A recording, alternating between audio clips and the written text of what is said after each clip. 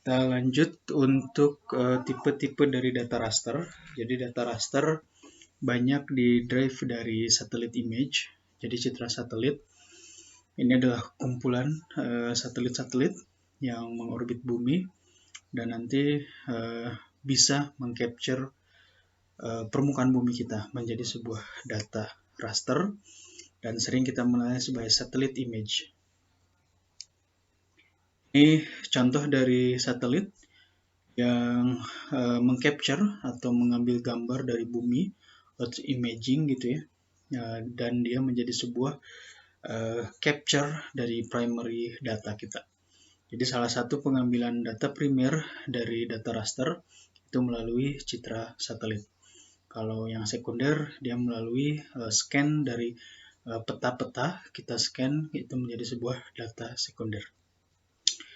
Kemudian citra satelit sendiri itu memiliki karakteristik yang berbeda gitu ya.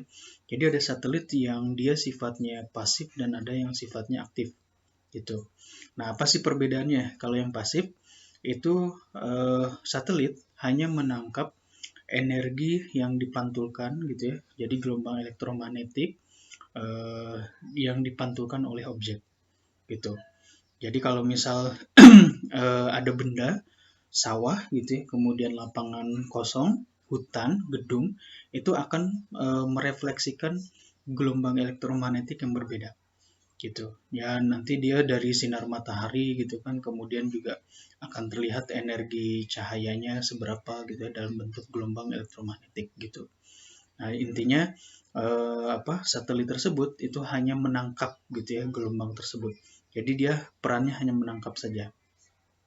Kalau yang aktif itu satelit tersebut gitu ya, itu dia memberikan sebuah pulse, jadi sebuah gelombang. Bisa dalam bentuk gelombang elektromagnetik gitu ya, dalam bentuk radar gitu ya, dan dia bisa bertahan dalam bentuk apapun. Kalau misal ada awan yang menutupi lokasi tersebut itu juga masih kita bisa mengambil data dari gelombang elektromagnetik yang dipantulkan kembali oleh objek yang ada di permukaan bumi gitu. Jadi kalau misal yang pasif itu hanya menangkap saja gelombang tersebut akibat dari pantulan objek gitu yang ada di bumi dari sinar matahari. Kalau yang aktif dia memberikan gelombang sendiri, kemudian gelombang tersebut akan dipantulkan balik kayak gitu. Jadi bedanya itu ya.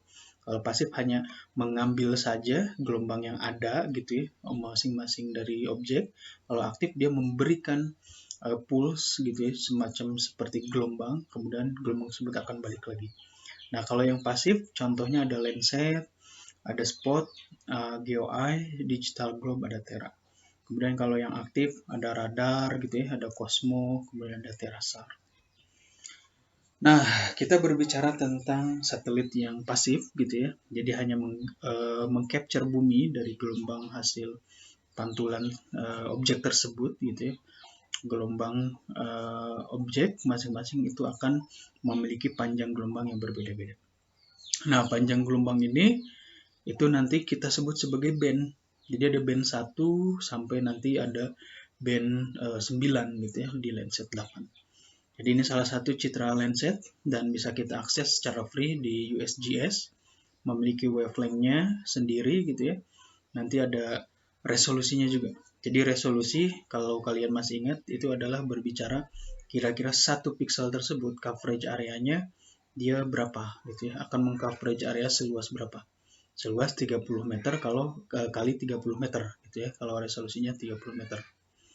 Artinya objek yang kurang dari 30 meter itu biasanya tidak terrepresentasikan dengan baik gitu ya. Karena dia resolusinya lebih kecil dari resolusi pixelnya. Nah, ini perbedaan Landsat 7 dan Landsat 8. Landsat 7 artinya dia ada satelit yang diluncurkan, ya, Landsat 7, ada Landsat 1-nya juga. Nah, Landsat 8 tahun 2013 diluncurkan dan dia akan menangkap gelombang elektromagnetik dari objek-objek di permukaan bumi pada panjang gelombang elektromagnetik tertentu gitu ya. Jadi band 1, 2, 3 dan sebagainya. Ini contoh dari citra Landsat gitu ya. Bisa kita lihat ada objek dari permukaan bumi pada suatu wilayah gitu ya, itu bisa kita capture. Resolusinya 30 meter ya, kebanyakan dari band-bandnya itu. Ini spot dari Prancis gitu ya, resolusinya juga sekitar 20 sampai 30 meter spot di sini dari Prancis. Kemudian ada Very High Resolution Satellite Images. Jadi ini resolusinya bisa sampai 4 meter ya.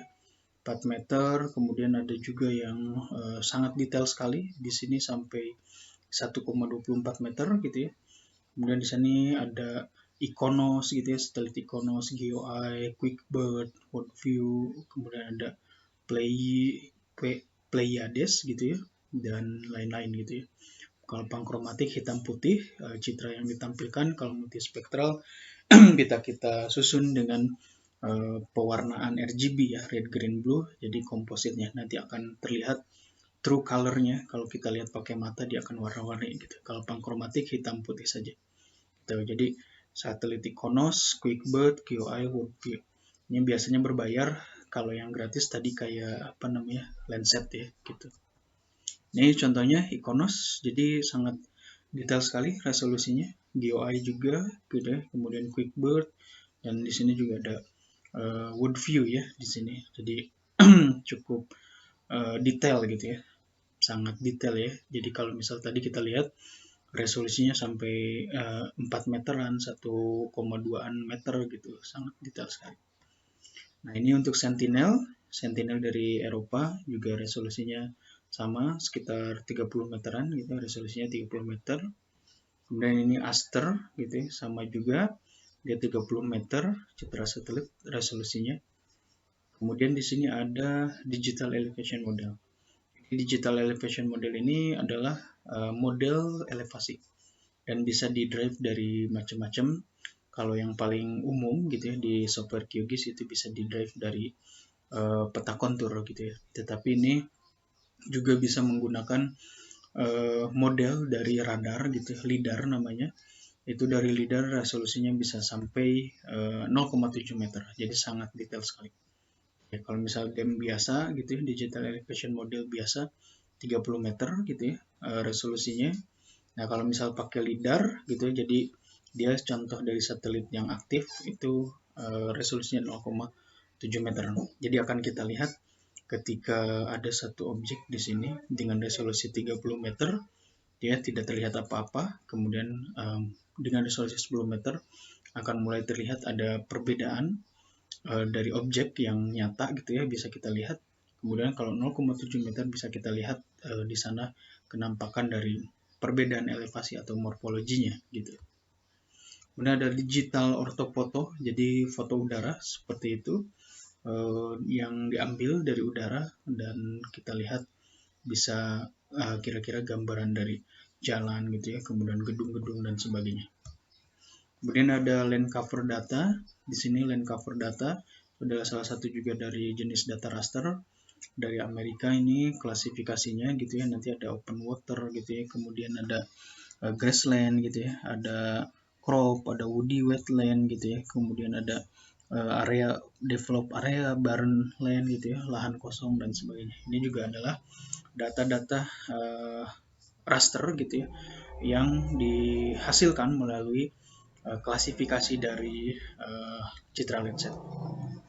Kemudian ada juga DRG, jadi digital raster grafik.